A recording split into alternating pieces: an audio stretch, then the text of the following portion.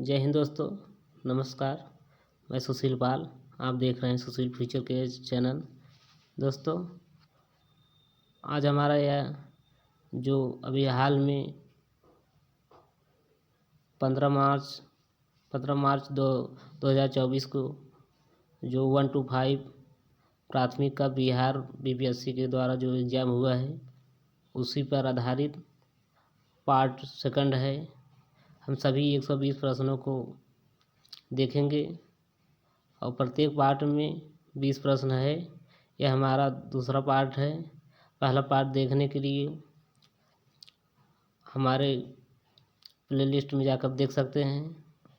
तो पहला प्रश्न देखते हैं, युवा बंगाल आंदोलन की स्थापना का श्रेय किसे है? Henry Vivian Derozio, Ishwar Chandra Vidyasagar, राजा राम मोहन राय। उपर्युक्त में से एक से अधिक, उपर्युक्त में से कोई नहीं। तो इसमें एक सही होगा, हेनरी विवियन डेरोजियो। दूसरा प्रश्न देखते हैं, किस तिथि को क्लीमेंट इटली ने घोषणा की कि जून 1948 तक ब्रिटिश भारत को छोड़ देगा? 20 जनवरी 1947, 20 फरवरी 1947, 10 जनवरी 1947। उपर्युक्त में से एक से अधिक, उपर्युक्त में से कोई नहीं। तो दोस्तों, 20 फरवरी 1947 को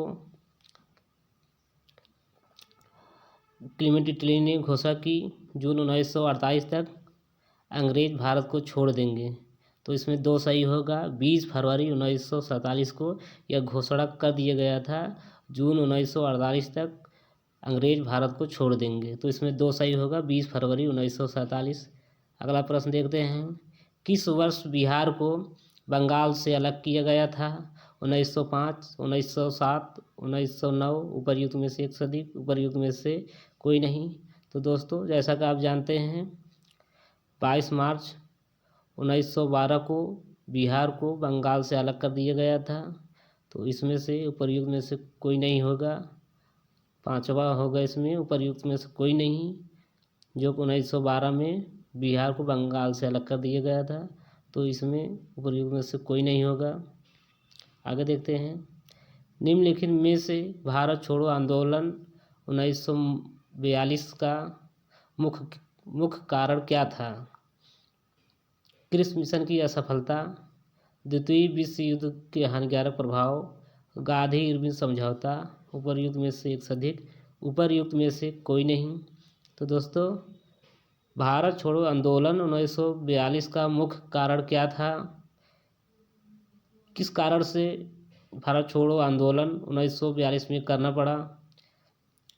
तो दोस्तों, इसमें क्रिप्स मिशन की असफलता और द्वितीय विश्व युद्ध के हानिकारक प्रभाव।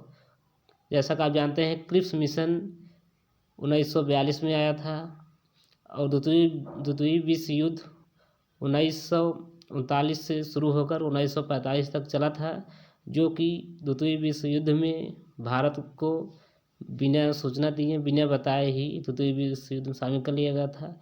इससे बहुत ही हानिकारक प्रभाव हुआ था और क्रिप्स मिशन की असफलता के कारण 1942 में भारत छोड़ो आंदोलन शुरू हुआ था।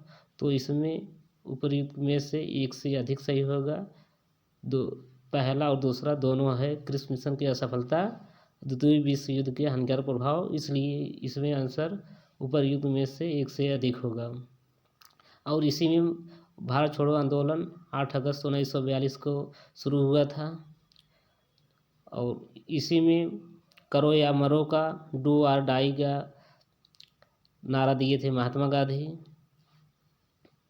आगे देखते हैं, हिंदी भारत के संघ की राजभाषा होगी, ऐसा संविधान निर्मात्री सभा की किस समिति द्वारा सितंबर 1949 में निर्धारित कर दिया गया था? सर्वोच्च न्यायालय पर समिति द्वारा, नियम तथा प्रक्रिया समिति द्वारा, प्रारूप समिति द्वारा। उपर्युक्त में से एक से अधिक, उपर्युक्त में से कोई नहीं। तो दोस्तों, इसमें दो सही होगा, नियम तथा प्रक्रिया समिति द्वारा यह घोषणा कर दी गई थी कि हिंदी भारत के संघ की राजभाषा होगी, ऐसा संविधान निर्मात्री सभा की किस समिति द्वारा सितंबर 1949 में जारी की गई थी? तो इसमें नियम तथा प्रक्रिया समिति द्वारा कर दिया गया था। इसमें दो सही होगा, नियम तथा प्रक्रिया समिति द्वारा। आगे देखते हैं तीसरा प्रश्न, निम्नलिखित में से भारतवर्ष में विधि की शून्यता का कौन सा पहलू पाया जाता है? भारतवर्ष में विधि की शून्यता का कौन सा पहलू पाया जाता है? न्यायपालिका विवादित कार्यपालिका आदेश या विधायी उपायों को पूर्णतः या उसके भाग को शून्य घोषित कर सकती है। दूसरा है एक संविधि पूर्णतः या आंशिक रूप से शून्य घोषित की जा सकती है। तीसरा है एक शून्य विधि को संवैधानिक संशोधन के माध्यम से राज्य द्वारा पुनर्जीवित किया जा सकता है। चौथा है उपर्युक्त में से एक से अधिक। पांचवा है उपर्युक्त में से कोई नहीं। तो दोस्तों ये तीनों सही है, इसलिए उपर्युक्त में से एक से अधिक होगा। तीनों सही है, इसलिए उपर्युक्त में से एक से अधिक होगा। आगे देखते हैं, निम्नलिखित में से किस समिति का उद्देश्य 1970 से पूर्व भारत में दल बदल की सटीक परिभाषा देना था?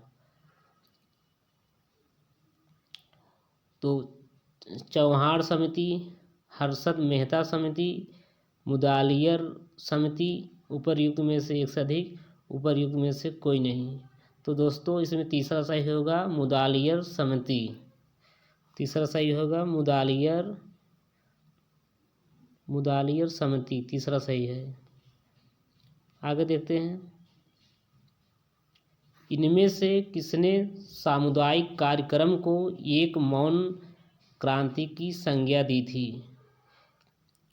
डॉक्टर राजेंद्र प्रसाद ने, जवाहरलाल नेहरू ने, डॉक्टर BR अम्बेडकर ने, उपर्युक्त में से एक से अधिक, उपर्युक्त में से कोई नहीं। तो दोस्तों इसमें दो सही होगा, जवाहरलाल नेहरू ने सामुदायिक कार्यक्रम को एक मौन क्रांति की संज्ञा दी थी, जवाहरलाल नेहरू, दो सही होगा। जैसा कि आप जानते हैं सामुदायिक कार्यक्रम 1952 में आया था। आगे देखते हैं, ब्रॉड गेज रेलवे लाइन की साइज होती है 1676 mm, 1435 mm, 1667 mm, उपर्युक्त में से एक से अधिक, उपर्युक्त में से कोई नहीं। तो दोस्तों इसमें एक सही होगा 1676 mm, 1676 mm होगा ब्रॉड गेज रेलवे लाइन की साइज 1676 mm होगा।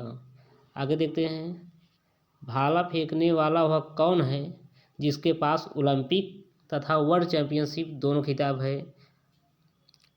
जैन जेलेजनी, अरशद नदीम, नीरज चोपड़ा, उपर्युक्त में से एक से अधिक, उपर्युक्त में से कोई नहीं।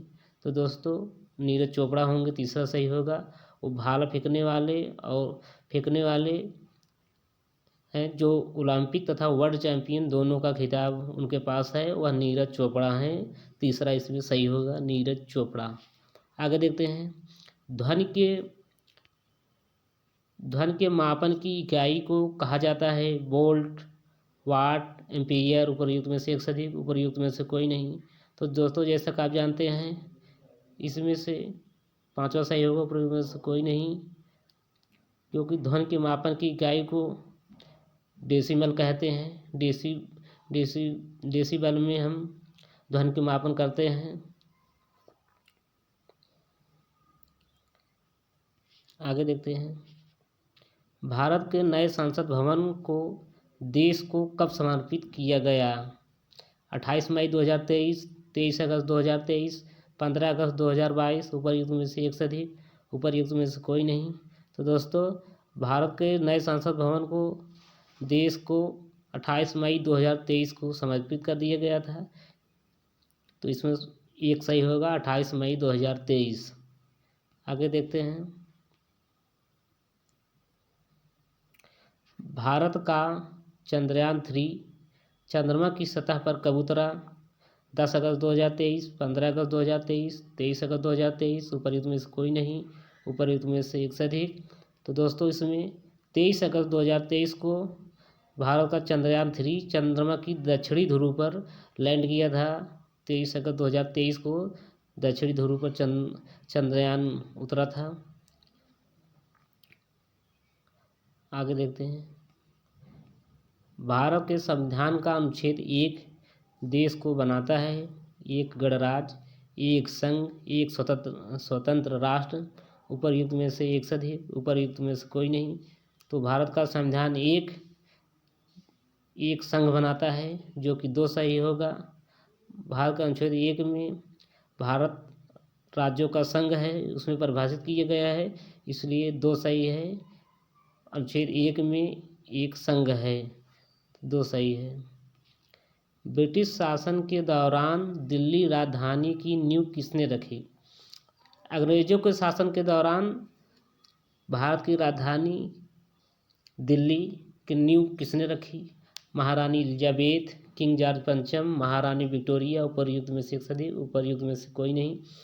तो दोस्तों सन 1912 में किंग जॉर्ज पंचम थे, जो कि दिल्ली राजधानी नींव रखी थी, इसलिए 2 सही होगा, किंग जॉर्ज पंचम। सरकारी सूत्रों के अनुसार कोविड-19 के कारण मिड 2023 तक कितने भारतीयों ने जान गंवाई थी? लगभग 15 लाख, लगभग 5 लाख, लगभग 2 लाख, उपरयुक्त में से एक से अधिक, उपरयुक्त में से कोई नहीं। तो दोस्तों लगभग 5 लाख इसमें सही होगा। इसमें दूसरा सही होगा, वो लगभग 5 लाख लोगों ने कोविड-19 के कारण 2023 मध्य तक लगभग 5 लाख लोगों ने भारत के जान गंवा चुके थे। आगे देखते हैं। भारत में G20 का ध्येय वाक्य है सत्यमेव जयते, एक राष्ट्र श्रेष्ठ, एक भारत श्रेष्ठ भारत, वसुधैव कुटुंबकम, उपरयुक्त में से एक से अधिक, उपरयुक्त में से कोई नहीं।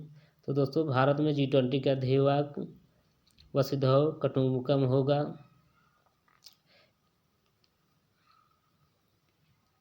आगे देखते हैं। भारतीय मुद्रा के किस नोट के पीछे की ओर मंगलयान का चित्र मुद्रित है? 50 रुपये के नोट पर, 10 रुपये के नोट पर, 2000 के नोट पर, उपरयुक्त में से एक से अधिक, उपरयुक्त में से कोई नहीं। तो 2000 के नोट के पीछे मंगलयान का चित्र मुद्रित है, तो इसमें तीसरा सही होगा, 2000 नोट के पीछे। 2000 नोट को इसमें बंद कर दिया गया है।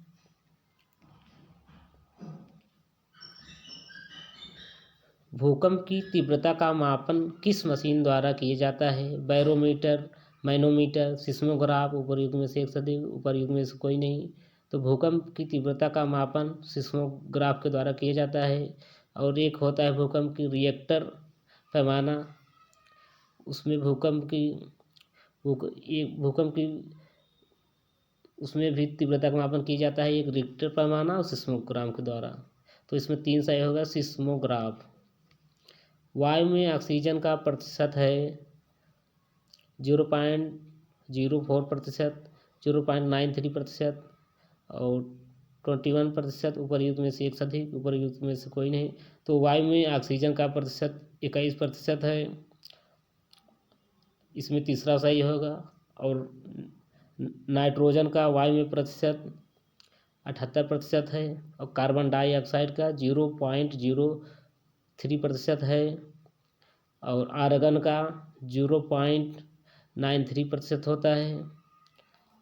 तो दोस्तों हम ये महत्वपूर्ण जो TRE 3.0 का PRT का UPSC के द्वारा आयोजित हुआ था, उसी का हम सीरीज ए देख रहे हैं।